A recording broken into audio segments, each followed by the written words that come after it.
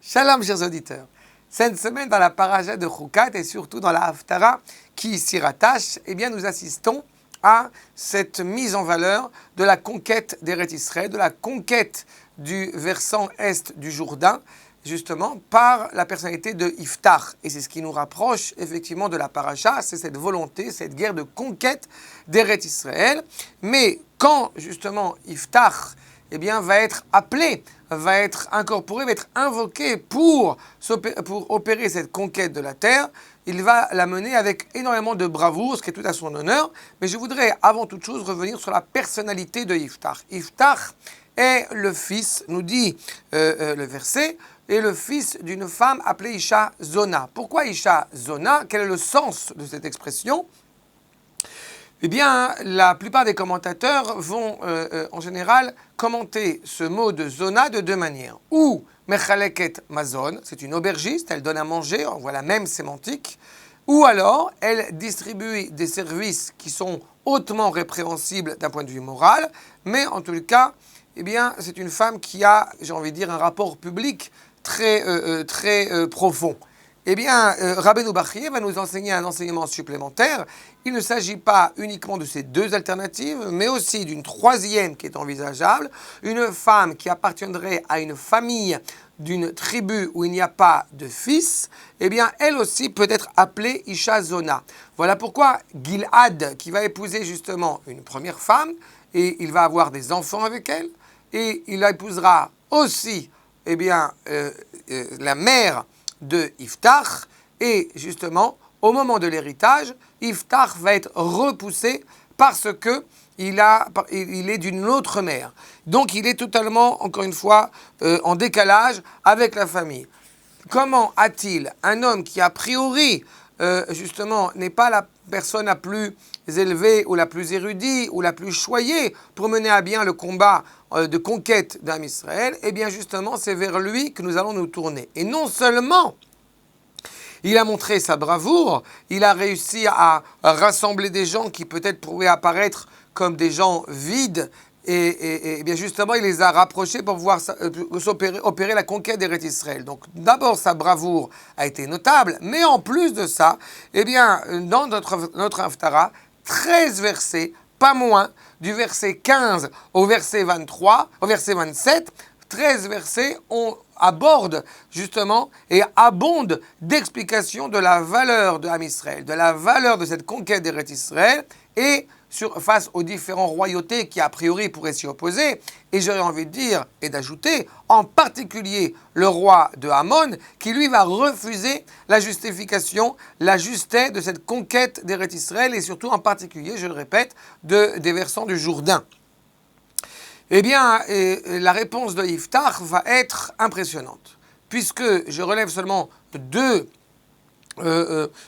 éléments, deux argumentations de la part du roi de Hamon, qui éventuellement remet en cause le fait de vouloir conquérir Eretz Israël. Eh bien, Iftach ne va pas hésiter une seule seconde. Il va rappeler deux éléments. Le premier qui se trouve dans notre verset 15 de notre Haftara, où il est clairement évoqué « Vayomer lo ko amar Iftach » ainsi va dire Iftach. Lo lakar Israël et Eretz Moav vet Eretz bene Hamon. Non, Israël n'a pas pris la terre de Moav ni la terre de Hamon. Le roi de Hamon vient et proteste. Vous voulez nous voler notre terre? Non, nous n'avons pas pris la terre de Hamon et de Moav. Nous avons pris, si déjà on en parle, la terre de Émori, qui elle-même a été conquise par la tribu de Moav et par la tribu de Hamon. C'est-à-dire que justement, il faut d'abord remettre les choses à leur juste place. Cette terre, au bout du compte, sur laquelle nous avons le privilège de fouler, à notre génération, eh bien, n'a jamais été, au bout du compte, une terre autre que, avant toute chose, terre hébraïque, mais en tout cas, quand elle a été conquise par maintes et maintes peuplades et populations qui, éventuellement, viendraient argumenter que nous avons volé leur lopin de terre, et nous mettons d'abord comme première réponse, comme première argumentation, non, nous n'avons pas volé cette terre à vous, c'est vous-même qui l'avez volée à une tribu qui vous a précédé, une peuplade qui vous a précédé, et c'est en cela, effectivement, nous nous apprêtons à la reconquérir. Mais cela, évidemment, ne suffit pas au roi de Hamon.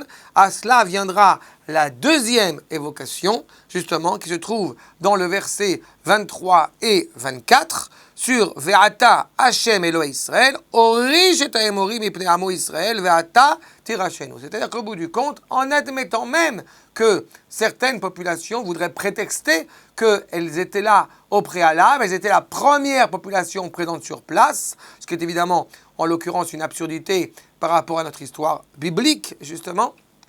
Eh bien, ces deux versets mettent en évidence le fait que Dieu a décidé que désormais nous allons récupérer notre terre et que par conséquent, eh bien, il sera temps de vous délaisser, de vous délester de ce lopin de terre. Cela nous rappelle tout à fait le premier Rashi de la Torah qui se trouve au verset Bereshit bara Elohim et Hashem et Haaretz, le commencement que Dieu créa ce qu'on appelle les cieux et la terre. Eh bien, Rashi va mettre en évidence le fait que viendront un moment. Pourquoi est-ce que la Torah commence par ce verset-là, alors qu'elle aurait dû commencer par Achodesh Hazeh Lachem, ce premier mois qui est le vôtre, et qu'elle commence justement à Bereshit pour mettre en évidence le moment où les nations viendraient éventuellement nous reprocher d'avoir conquis avec violence cette terre. Et là, nous pourrons dire justement que cette terre appartient à Kadosh Baruch Hu et qu'il justement l'a donnée à ceux qui étaient droits à ses yeux, c'est-à-dire justement Yachar El Israël. Mais ce qui est assez intéressant, c'est que Iftar, qui a donc redonné ses arguments aux yeux des nations qui voudraient nous trouver présomptueux de vouloir reconquérir notre terre à l'époque, et j'aurais envie de dire aussi à notre époque, d'où a-t-il puisé cela? D'où a-t-il puisé cette bravoure, cette force qui justement va faire que, même si le roi de Hamon ne souhaite pas écouter, eh bien malgré tout, Iftar ne faillit pas, et Iftar ne vacille pas, mais au contraire, il est profondément relié à Kadosh Baruch Hu. D'où a-t-il puisé cela? Eh bien, vont nous dire les Chachamim, de son Rav, de l'endroit justement d'où il a reçu sa Torah, c'est-à-dire son Rav, nous explique les Chachamim, était justement Pinchas, à Kohen Agadol, à ce moment-là, et c'est de lui qu'il a appris toute cette force. C'est-à-dire que tous les combats que nous allons mener en vue de reconquérir toute notre terre, et j'aurais envie de dire, Bezrat Hashem très prochainement, les deux versants du Jourdain, eh bien tout cela ne pourra vraiment prendre place, ne pourra réellement s'insérer dans l'esprit du peuple juif au moment où cela sera totalement intégré, totalement relié à cette force invincible qui est la nôtre, qui est la force de la Torah. C'est parce que justement Iftar a appris de Pinchas, qui était profondément animé par cet amour de la Torah et d'Eretz Israël, qu'il a pu justement, au moment où nous reconquérons notre terre, pouvoir la garder pour l'éternité. C'est ce que nous retrouvons aussi dans les propos du Orach Chaim HaKadosh, dans la paracha de Vaera, avec les 5 verbes qui annoncent la Géoula.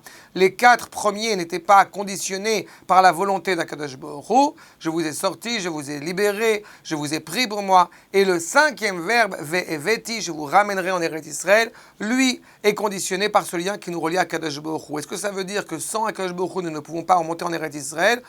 Nos maîtres n'ont pas dit cela, au contraire, ils ont seulement mis l'accent sur le fait qu'une fois que nous sommes revenus sur notre terre, pouvoir la conserver avec force, avec vigueur, et pouvoir affronter tous nos ennemis qui éventuellement remettraient en cause notre lien, ce lien indéfectible qui nous relie à lui, même qui plus est, ceux qui éventuellement se retrouveraient un lien familial avec nous. Hamon, je le rappelle, est le descendant de la fille de Lot. C'est-à-dire que le neveu d'Abraham, eh bien, il pourrait, ce roi de Hamon, pouvoir éventuellement éructer un lien familial, un lien, une justification, que lui aussi aurait le droit d'avoir un lopin de terre sur Eretz Israël. Eh bien, justement, même ceux qui se prétendraient être les plus proches, qui restent malgré tout des ennemis, nous pourrons les affronter pleinement, avec force, avec vigueur, quand nous serons pleinement convaincus que notre lien à Eretz Israël est aussi indéfectible que notre lien à la Torah. Et c'est grâce à cela que très prochainement, Bezrat Hashem, nous pourrons accomplir la finalité du processus de la résidence divine ici sur notre terre. Shabbat Shalom.